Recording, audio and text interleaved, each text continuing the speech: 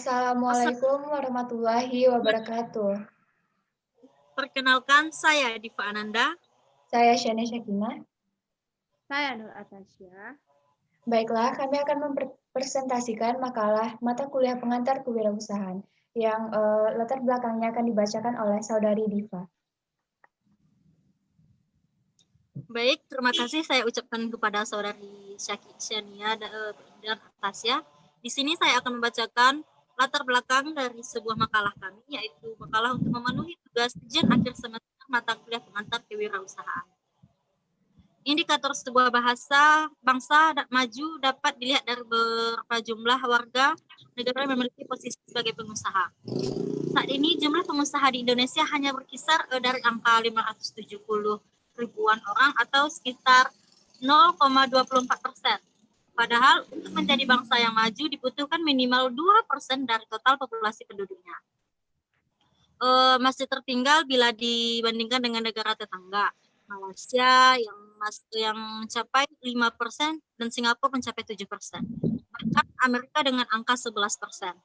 Penduduknya yang memiliki profesi sebagai pengusaha. Bangsa kita masih membutuhkan banyak sekali pengusaha yang dapat berperan aktif dalam percepatan pertumbuhan ekonomi. Wirausaha adalah sebuah cikal bakal. Berwirausaha sekecil apapun bentuknya, bila dikembangkan dengan prinsip-prinsip ekonomi dan dilakukan secara profesional, maka akan menumbuhkan jiwa entrepreneurship yang dalam diri kita. Dengan wirausaha, kita memiliki pengalaman yang bisa dipetik. Bagaimana mengelola dan menjalankan sebuah bisnis dengan baik dan benar, serta bagaimana cara mengevaluasi agar bisnis dapat dikembangkan menjadi suatu usaha yang besar. Kemudian melihat perkembangan teknologi yang pesat dan minat baca anak-anak sekarang menjadi turun. Kebanyakan anak-anak sekarang suka nongkrong serta ketertinggalan negara kita dari segi jumlah pengusaha yang ada. Keadaan tersebut memberikan kesempatan kepada kami untuk menciptakan sebuah usaha kafe dengan perpustakaan dalam satu konsep. Di makalah ini kami memiliki beberapa rumusan masalah. Yang pertama adalah seberapa pentingnya bisnis plan dalam membuat sebuah usaha. Dan yang kedua, apa saja faktor pendukung dan penghambat sebuah usaha. Dan yang ketiga, yaitu ada strategi pemasaran yang akan digunakan agar usaha sampai kepada konsumen. Sekian, terima kasih. Baiklah, saya akan melanjutkan presentasi bab 2, yaitu pembahasan. Yang pertama, pentingnya plan bisnis. Salah satu langkah penting yang perlu dilakukan oleh seorang pebisnis sebelum memulai bisnisnya yaitu membuat perencanaan bisnis atau bisnis plan. Agar bisnis Anda dapat berjalan lancar dan sukses, tentu Anda membutuhkan perencanaan yang matang. Sebelum memulai usaha, kita dapat menentukan noble purpose dan motivasi kita dalam membuka usaha. Contohnya, pada usaha yang akan kami buat berupa cafe library dengan noble purpose yang ingin kami wujudkan yaitu membuat kafe supaya bisa membuka lapangan pekerjaan, dan di kafe tersebut kami juga ingin menyediakan pojok baca yang diisi beberapa buku cerita, novel, komik, sehingga menarik daya minat baca anak-anak sekitar usaha. Selain itu, untuk tempat nongkrong, minum-minum, kita juga mengkombinasikan rumah baca untuk anak-anak. Juga hal mulia yang ingin kami ciptakan yaitu memberikan wadah dan fasilitas buku yang ada di perpustakaan kafe kami kepada anak-anak sekitar usaha yang tidak memiliki sumber belajar maupun yang mempunyai. Berikut ini adalah pentingnya membuat rencana bisnis, baik rencana waktu dekat maupun jangka panjang. Yang pertama, tujuan bisnis Anda menjadi jelas. Business plan adalah pernyataan tertulis yang berisi tujuan serta visi dan misi dari bisnis yang akan Anda jalankan. Dengan adanya kerangka rencana usaha tersebut, tentu akan membuat tujuan bisnis Anda lebih terarah dan membuat Anda lebih mudah dalam mengawasi jalannya bisnis yang Anda buat. Yang kedua, memberikan peluang sukses untuk bisnis Anda.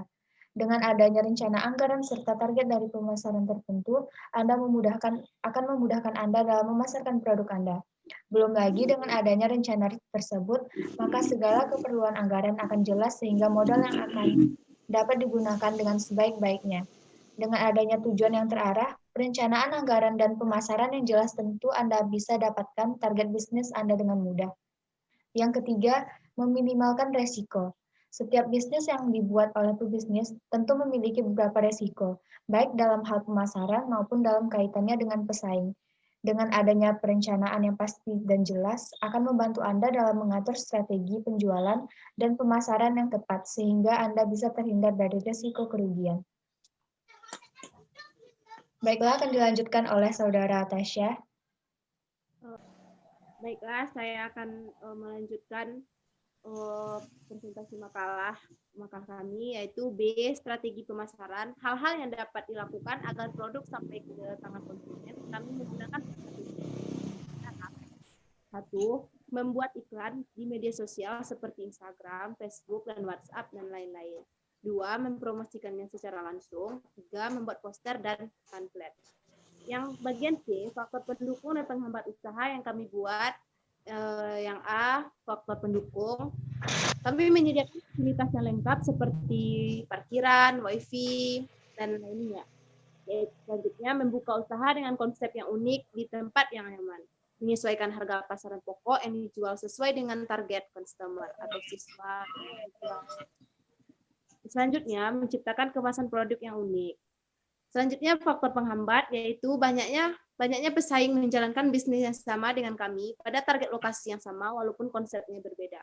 Beberapa nama pesaing yang potensial yang sudah mulai dikenal dalam bidang kafe, kopi adalah Cafe Free dan Kubi Cafe. Ya.